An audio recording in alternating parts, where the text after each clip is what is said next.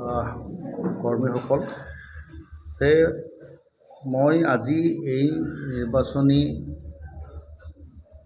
যুঁজৰ সময়ত আপোনালোকক সম্বোধন কৰাৰ এটা উদ্দেশ্য হৈছে যে যাতে প্ৰশাসনে আগন্তুক যিটো পঞ্চায়ত নিৰ্বাচন 7 মে'ত হ'বলগীয়া পঞ্চায়ত নিৰ্বাচনটো কোনো গোলমাল নোহোৱাকৈ সুকলমে পালন কৰে। এতিয়া এইটো মই এইকাৰণে ক'বলগীয়া হৈছে যে যোৱা পঞ্চায়ত নিৰ্বাচনত আমাৰ নলবাৰী জিলাৰ তেতিয়াৰ উপায়ুক্ত মহোদয় আছিলে, আমাৰ জিলা পৰিষদৰ চেয়াৰমেন CEO আছিলে। সেই সময়ত যথেষ্ট খেলি মেলি হৈছিলে, বহুত কেছো হৈছিলে। আনকি নিৰ্বাচনৰ সময়ত আমাৰ চহৰৰ এটা জিলা পৰিষদ আছিলে, তাতে এগৰাকী নিৰ্দিষ্ট দলৰ এটা নিৰ্দিষ্ট দলৰ প্ৰাৰ্থীয়ে এক্সট্ৰাকৈ একে চাইজৰ বেলট পেপাৰ প্ৰিণ্ট কৰি লৈছিলে। আমি আজিৰ পৰা 5 বছৰ আগতেই সংবাদ সেইবিলাক আমি দেখুৱাইছিলোঁ তেতিয়া। আৰু সেই যিবিলাক বেলট পেপাৰ বাকচত সোমাই দিয়া হৈছিলে, তাৰমানে এজন মানুহে যাওঁতে 5খন 6খন বেলট পেপাৰ লৈ যায় বাকচত সোমাই দিয়ে। আৰু সেইটো ধৰাত পৰিল, আমি পুলিচক FIR দিয়া হ'ল। তেতিয়া DCক আমি জনাইছিলোঁ, কিন্তু আল্টিমেটলি আমাৰ প্ৰাৰ্থী জয় হৈছিলে। কিন্তু এই যিটো ইলিগেল, এইবিলাক যাতে নহয়, এইবাৰ নিৰ্বাচনত মই আমাৰ জিলা প্ৰশাসনে গুৰুত্ব দিয়াৰ কাৰণে আহ্বান জনাইছোঁ। দ্বিতীয়তে, at the time of result আমি বহুত দেখিছিলোঁ যোৱাবাৰৰ ক্ষেত্ৰত যে মোৰ এটা মেম্বাৰে 830টা ভোট লাভ কৰাৰ বিপৰীত দলৰ এজন প্ৰাৰ্থীয়ে 112টা ভোট পাইছিলে, আৰু জয়ী হোৱা চাৰ্টিফিকেটখন এই 112টা যোনে ভোট পাইছিল তেওঁক দিয়া হৈছিলে। এই যিবিলাক খেলি মেলি, আৰু at the time of computer যেতিয়া কৰিব, যেতিয়া কোনে কোনটো চেনেলত কিমান ভোট পাব এইটো কম্পিউটাৰ কপিও, সেই সময়ত তেওঁলোকে কম্পিউটাৰ বহি পেলাই এইবিলাক তেওঁলোকে কৰি মানে হিচাপটো ভুলকৈ দিয়ে, ইফালৰ হিচাপ সিফালে লৈ যায়। পঞ্চায়ত সময়ত কি হয় যে বহুত কেণ্ডিডেট থাকে, খুব এটা হুলস্থুলীয়া পৰিৱেশ হয়। গাঁও পঞ্চায়তৰ মেম্বাৰ থাকিব, কাউন্সিল থাকিব, এইবাৰ অৱশ্যে প্ৰেচিডেণ্টটো নাথাকে, বহুত মানুহ সমাগম হয় সেই সময়তে। আৰু সাধাৰণতে আপোনালোকে জানিব যে পঞ্চায়ত নিৰ্বাচনটো মহাত্মা গান্ধী যিটো গ্ৰাম্য স্বৰাজ বুলি কওঁ, সেই গ্ৰাম্য স্বৰাজক আগবঢ়াই নিয়াৰ কাৰণে পঞ্চায়তীয় ব্যৱস্থাটো। আৰু ইয়াত যিবিলাক মানুহে অংশগ্ৰহণ কৰে একেবাৰে সাধাৰণ হোজা পৰ্যায়ৰ। কিন্তু মই আজি দেখিলোঁ যে মোক বহুতে এই ফৰ্মখন দিছে, ইলেকশ্যন কমিশ্যন অফ ইণ্ডিয়াই এইখন কি ধৰণৰ তেওঁলোকে নিৰ্বাচন পাতিব উলিয়াইছে মই নাজানো, একেবাৰে বাৰবাচি ভুল। তাতে বিষয়াই কৈছে আমাৰ মানুহবিলাকক যে এইখন ফৰ্ম ভুল হৈছে, এইটো তেওঁৰটো মোৰটো তেওঁৰ কৰি দিয়ক, বা তেওঁৰটো মোৰ কৰক। যে এনেকুৱা ফৰ্ম তেওঁলোকে প্ৰিণ্ট কৰি পেলাই ইলেকশ্যন কমিশ্যন অফ ইণ্ডিয়াই আজি সাধাৰণ ৰাইজক মানুহক বিপৰীত পেলাইছে। এতিয়াও আপোনালোকে নলবাৰী কোৰ্টত যাওক, প্ৰত্যেকজন আমাৰ মাননীয় অধিবক্তাৰ লগত আমাৰ মানুহবিলাক দিন ৰাতি বহি আছে। আজি কমপ্লেইন কৰিছে মানুহবিলাকে যে এটা সাধাৰণ পঞ্চায়ত ইলেকশ্যনৰ ক্ষেত্ৰত প্ৰশাসনে বা ইলেকশ্যন কমিশ্যনে যদি এখন ফৰ্ম ভালদৰে প্ৰিণ্ট কৰি দিব পৰা নাই, আমাৰ সাধাৰণ মানুহে কি কথা আলোচনা কৰিব। সেইকাৰণে কৈছোঁ, মোৰ উদ্দেশ্য এটাই যে এই যিটো আগন্তুক পঞ্চায়ত নিৰ্বাচন, এইটো একেবাৰে তৃণমূল পৰ্যায়ৰ নিৰ্বাচন। ইয়াত প্ৰত্যেকজন বিধানসভাতো ইমান জড়িত নহয়, লোকসভাতো মানুহ ইমান জড়িত নহয়, কিন্তু পঞ্চায়তত সাংঘাতিকভাৱে মানুহবিলাক জড়িত হৈ থাকে, প্ৰত্যেকটো গাঁৱৰ মানুহে। এই ক্ষেত্ৰত মই এটা কথাই ক'ম যে আমি সন্দেহ প্ৰকাশ কৰিছোঁ, যদি এই যিখন ফৰ্ম তেওঁলোকে দিছে এইখনৰ আলম লৈ মোৰটোত যদি তেওঁৰ হয়, তেওঁৰটোত মোৰ হয়, এই সাধাৰণ যিবিলাক মিষ্টেক বা যিবিলাক গেপ দিছে, তেওঁৰ নাম, পিতাৰ নাম, জিলা, তাত লিখাৰ জেগা নাই। লিখিব ক'ত ফৰ্মখনত?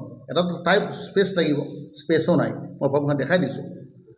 ইয়াৰ আলম লৈ যাতে প্ৰশাসনে কোনো নমিনেশ্যন কেঞ্চেল কৰিব নোৱাৰে, তাৰ বাবে মই আহ্বান জনাইছোঁ। আমাৰ ইছ্যু যে সাধাৰণ ৰাইজক যোৱা 5টা বছৰত প্ৰত্যেকবাৰ ইলেকশ্যন আহিলে তেওঁলোকে জিঅ' টেগ কৰি আয়ৰ ঘৰ দিম বুলি কয়, আৰু আমাৰ মানুহে আয়ৰ ঘৰ পাম বুলি তেওঁলোকে গৈ থাকে। শেষত দেখিব আয়ৰ ঘৰ পোৱা নাই। যোৱা কেইদিনমান আগত দিয়া আয়ৰ ঘৰ 2018 চনৰ আয়ৰ ঘৰ। এইবাৰ যিবিলাক জিঅ' টেগ কৰিছে এইবিলাক 27 চনত পাব, কিয় টাৰ্গেট ৱাইজ পাব। এখন গাঁও পঞ্চায়তত যদি তেওঁলোকে ফটো মাৰিছে 4,000, তাত টাৰ্গেট থাকিব 82টা, তাতে SC ৰিজাৰ্ভ কৰিব, ST থাকিব। আমি সাধাৰণ মানুহে চবে ফটো তুলি মোক কওঁ, মই প্ৰতিনিধি হিচাপে প্ৰত্যেকজন ব্যক্তিয়ে মোক কয় যে আমাৰ ফটো তুলিব লাগে। ভাবিছে চবে যে ফটো তুলিলে ভোট দিব। যে বিজেপিয়ে এইটো সাংঘাতিক কথা যে নিৰ্বাচন আহিলে তেওঁলোকে এনেকুৱা কিছুমান আঁচনি উলিয়াই দিয়ে। আজি তেখেতসকলে বিহালীত আমাৰ সেই যি কি স্বনিৰ্ভৰশীল নাৰীৰ ক্ষেত্ৰত যিটো আঁচনি পইচা দিছে, বিহালীত দিছে। বিহালীৰ পইচাটো তেওঁলোকে এটা চেংচন কৰাইছে, মানি লৈছোঁ। অসমত 35খন ডিষ্ট্ৰিক্ট। মই এটা কথা মাননীয় মুখ্যমন্ত্ৰী মহোদয়ক ক'ব খুজিছোঁ, 35খন ডিষ্ট্ৰিক্টত একেলগে কিয় নিদিয়ে? অকল বিহালীত যি দিছে কিয় নিদিয়ে? অৰুণোদয়ৰ ক্ষেত্ৰত কথা কৈছোঁ। মই নাজানো একেলগে কিয় নিদিয়ে। তাৰমানে কি? তাৰ 16 চনলৈ তেওঁ হয়তো এইবাৰ হয়তো বঙাইগাঁৱত দিব, এবাৰ ঠিক হয়তো নিৰ্বাচনৰ 2 মাহমান আগত হয়তো এবাৰ গোলাঘাটৰ ফালে দিব, আৰু বাকী যি 33খন 32খন ধৰিলোঁ ভাবিলোঁ অহা চৰকাৰ হ'লে এবাৰ পাই থাকিম। এনেকৈ গোটেইটো পৰ্যায়টো যাই মানি ধৰক আৰু কিছু বছৰ লাগিব, 15 বছৰমান লাগিব চাগে। সেইটোৱেতো ভাবিছোঁ, মই এইটো বেলেগ ভবা নাই।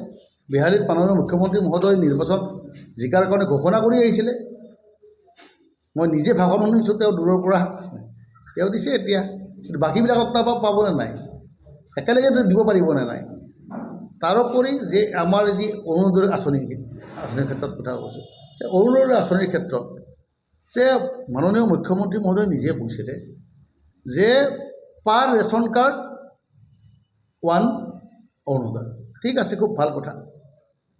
আমি অৰুণোদয় আঁচনিৰ ক্ষেত্ৰত এইটো একেবাৰে দুখীয়া মানুহৰ কাৰণে, তাত দুখীয়া মানুহৰ ক্ষেত্ৰত কোন কংগ্ৰেছ, কোন বিজেপি, কোন AGP, কোন CPM সেইটো কোনো নাচাই, চাব নালাগে। কথাটো হ'ল এইটোৱে যে যিবিলাকে ইতিমধ্যে ৰেচন কাৰ্ড পাইছে, আজিকালি ৰেচন কাৰ্ড পোৱাটো মানে কি একেবাৰে BPL, বিল' পভাৰ্টি লাইন, তেওঁলোকে বিনামূলীয়া চাউল পাব বা অন্যান্য সুবিধা, এইবাৰ দালি চালি দিম বুলি কৈছে। যে মোৰ কথাটো হ'ল যদি ৰেচন কাৰ্ড হোল্ডাৰে পাবই, ৰেচন কাৰ্ড হোল্ডাৰত তাতে DBT কৰি দিলে পইচাটো পাই যাব দেখোন। যে অৰুণোদয়ৰ ফৰ্ম দি পেলাই মানুহক এই মন্ত্ৰী বিধায়কৰ পাছে পাছে আমাকো ফোন কৰি ব্যতিব্যস্ত কৰি থাকে মানুহবিলাকে, ভাবে আমি পাম। সেইটো নকৰিলোহেঁতেন। যিবিলাক সাধাৰণ আঁচনি, এতিয়া কংগ্ৰেছ চৰকাৰৰ দিনত খাদ্য সুৰক্ষা আইন 2013ত যিখন আনিছিলে, 85% মানুহ গাঁৱৰ মানুহে পাইছিলে। তাতেতো এইবিলাক কোনো আমি কৰা নাছিলোঁ। সেইটো কৰিলে হৈ গ'ল। এতিয়া মানুহক যে অৰুণোদয় দিম, যদি অৰুণোদয় দিওঁ তই নাযাওঁ, মিটিঙত নাযাওঁ, অৰুণোদয় কাটি দিম, যদি অমুক নিদিওঁ মই ঘৰ কাটি দিম, এনেকুৱা যিবিলাক কথা হৈ আছে, ইয়াৰ দ্বাৰা এইটো আমাৰ গণতান্ত্ৰিক দেশৰ কাৰণে এইটো ভাল কথা হোৱা নাই। মই ভাবোঁ চৰকাৰৰ শুভবুদ্ধি উদয় হ'ব, আৰু এইবিলাক ক্ষেত্ৰত যাতে দুখীয়াৰ ক্ষেত্ৰত কোনো ৰাজনীতি কৰিব নালাগে। মই আৰ্জিও কৈছোঁ সকলোৱে, আজি ৰাজনীতি যিবিলাক মানুহে কৰে সেইবিলাক নিজৰ এটা চিন্তাধাৰালৈ কৰে, কিন্তু সাধাৰণ মানুহে, খাটি খোৱা মানুহে বহুতে নাজানে কি বস্তু ৰাজনীতি, কিনো আৰু কাম কৰিছে, ভাত খাইছে। গতিকে মই ভাবোঁ এইবিলাকৰ ক্ষেত্ৰত ৰাজনীতি কৰিব নালাগে।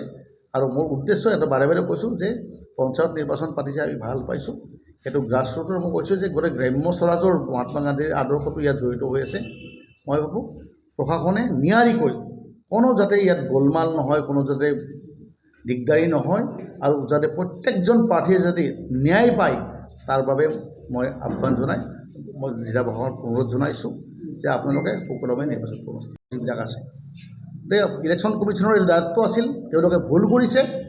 মই কাৰণ আমাৰ সন্দেহ এইকাৰণে উপজিছে, আমি যোৱাবাৰৰ নিৰ্বাচনৰ ক্ষেত্ৰত এই কথা দেখিছিলোঁ, আমাৰ বহুতৰ নমিনেশ্যন এনেকৈ কেঞ্চেল কৰা হৈছিলে, আৰু at the time of result তেওঁলোকে ডাটা এণ্ট্ৰিত তেওঁলোকে কংগ্ৰেছৰ ভোট য'ত বেছি আছে এইটো বেলেগ দলত তেওঁলোকে লগাই পেলাই ইলেকশ্যন ৰিজাল্ট দি পেলাই ঘোষণা কৰিছে। এইটো যোৱাবাৰৰ ক্ষেত্ৰত আমি প্ৰেছতো কৈছিলোঁ, আৰু বেলেগ পেপাৰ আমি ডিচিক শ্ব' কৰাইছিলোঁ তেতিয়া সাংবাদিক, 5 বছৰ আগত যদি ভিডিঅ' দেখিব। তেনে কৈছোঁ যে মই আজি এই সংবাদ মাধ্যমত যদি আমাৰ জিলা প্ৰশাসনক আহ্বান জনাইছোঁ যে আমাৰ DC ডাঙৰীয়া আছে, তেখেতে ভাৰতীয় প্ৰশাসনিক সেৱাৰ বিষয়া, মই ভাবোঁ তেখেতে এই ক্ষেত্ৰত নজৰ দিব, যাতে কমপ্লিটলি কোনো ইণ্টাৰফাৰেঞ্চ নোহোৱাকৈ এই নিৰ্বাচনটো পাতিব পাৰে। তাৰ বাবে মই আহ্বান জনাইছোঁ। প্ৰত্যেকজন ব্যক্তি, সাধাৰণ ব্যক্তিয়ে যোন দলৰ নহওক, নিজৰ ভোটাধিকাৰ ভালকৈ সাব্যস্ত কৰক। নিজে তেওঁলোকে ইলেকশ্যনত প্ৰাৰ্থিত্ব আগবঢ়াইছে, তেওঁলোকক যিটো মানে তেওঁলোকক যিটো ন্যায়, সেই ন্যায়টো দিব লাগিব। আৰু যাতে মানুহে সাধাৰণ ভুল, মই বাৰে বাৰে কৈছোঁ, য'ত ফৰ্মখনেই ভুল, সাধাৰণ ভুলত যাতে কোনো নমিনেশ্যনৰ ক্ষেত্ৰত তেওঁলোকক দিগদাৰী কৰা নহয়, মই আহ্বান জনাইছোঁ। পোনপ্ৰথমে আপোনালোকক ধন্যবাদ জনাওঁ যে যোৱা সময়ছোৱাত আপোনালোকে আমাৰ কংগ্ৰেছ দলক যি ধৰণে সহায় সহযোগ কৰি আছে আৰু আগন্তুক পঞ্চায়ত নিৰ্বাচনত আমি কংগ্ৰেছ দলে গণতন্ত্ৰৰ অন্যতম বৃহৎ উৎসৱ এই নিৰ্বাচনত কংগ্ৰেছ দলে যি ধৰণে অৱতীৰ্ণ হ'ম আৰু সেই ক্ষেত্ৰত আপোনালোকৰ আগন্তুক দিনত আমাৰ সহযোগিতা কাম্য। আৰু আজি এই পঞ্চায়ত নিৰ্বাচন সংক্ৰান্তত জিলা উপায়ুক্ত মহোদয় বা নিৰ্বাচনী বিষয়াৰ কিছু নীতি নিৰ্দেশন সম্পৰ্কত আৰু আমাৰ কংগ্ৰেছ দলৰ আগন্তুক নিৰ্বাচনৰ স্থিতি সম্পৰ্কত নলবাৰী জিলা কংগ্ৰেছৰ এই ৰাজীৱ ভৱনত আমাৰ বৰক্ষেত্ৰী সমষ্টিৰ সন্মানীয় বিধায়ক তথা অসম প্ৰদেশ কংগ্ৰেছ কমিটিৰ মুখপাত্ৰ দিগন্ত বৰ্মন ডাঙৰীয়াই এই সংবাদমেলখন সম্বোধন কৰিব। আৰু এই সংবাদমেলত মই সহিতে আমাৰ জিলা মহিলা কংগ্ৰেছৰ সন্মানীয় সভানেত্ৰী তথা নলবাৰী জিলা পৰিষদৰ প্ৰাক্তন সভানেত্ৰী বিতুমণি দেৱী ডাঙৰীয়া উপস্থিত আছে। এতিয়া মই সন্মানীয় বিধায়ক মহোদয়ক সংবাদমেলখন সম্বোধন কৰিবলৈ আহ্বান জনাম। ঘৰত আনন্দ আৰু সম্পৰ্কৰ চমক বজাই ৰাখিবলৈ জৰুৰী হৈছে সকলো আনন্দময় মুহূৰ্তত মৰমৰ উপহাৰ দিয়াটো। সেইবাবে মধুশ্ৰী জুৱেলাৰ্ছে আনিছে সকলো ৰঙীন ক্ষণৰ বাবে বিশেষ গহনা। হীৰাৰে হওক, সোণৰে হওক বা ৰূপৰে হওক, শ্ৰেষ্ঠ ডিজাইনছ আৰু হলমাৰ্কযুক্ত গহনাই ৰাখে সম্পৰ্কক নিখুঁত। তেনেহ'লে আজিয়ে আনক আনন্দ মধুশ্ৰী জুৱেলাৰ্ছৰ সৈতে। যোগাযোগ কৰক 7002800341 নাইবা ভিজিট কৰক LNB ৰোড, নলবাৰী, অসম।